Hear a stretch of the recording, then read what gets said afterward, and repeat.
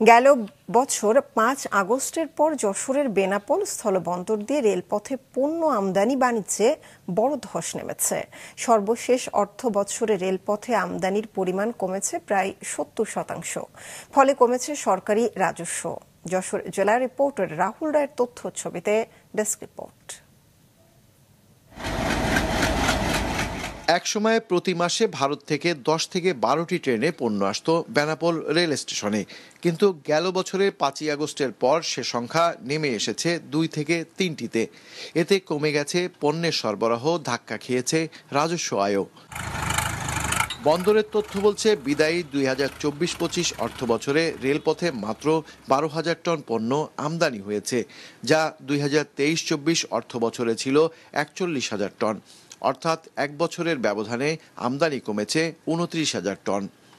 যে মালগুলো আসে তাতে আমাদের সুবিধা আছে, এখানে খুব দ্রুত ট্রেনে করে মালটা বাংলাদেশে পৌঁছে যায় এবং খুব নিরাপদে এখানে এসে মালটা আনলোড নেয়।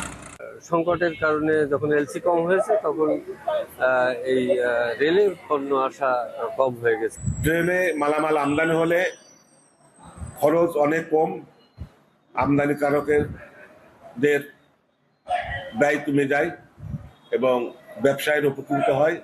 বাংলাদেশ ভারত বাণিজ্যে রেলপথের সম্ভাবনা এখনও অনেক, তবে অবকাঠামো ঘাটতি ও রাজনৈতিক প্রতিবন্ধকতা কাটিয়ে উঠতে না পারলে এই ধস কাটানো কঠিন হবে। ২৯,০০০ মেট্রিক টন মালামাল ২৩-২৪ অর্থ বছর থেকে ২৪-২৫ বছর অর্থ বছরে কম এসেছে।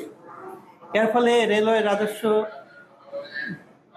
২৩-২৪ অর্থ বছরে ছিল প্রায় ৬ কোটি, সেটা কমে কাটছে প্রায় ২.৫ কোটি টাকা। বেনাপোল কাস্টমস হাউসের তথ্য মতে ২০২৪-২৫ অর্থ বছরে বন্দরটি দিয়ে মোট আমদানি হয়েছে ১৪,৯৮,৮৯৮ টন পণ্য, যা আগের বছরের তুলনায় ৮২,০০০ টন কম। একই সময়ে ভারতে রপ্তানি হয়েছে ৩,৬০,০০০ টন, যা আগের অর্থ বছরের তুলনায় প্রায় ৩০,০০০ টন কম। মাছরাঙা নিউজ ডেস্ক।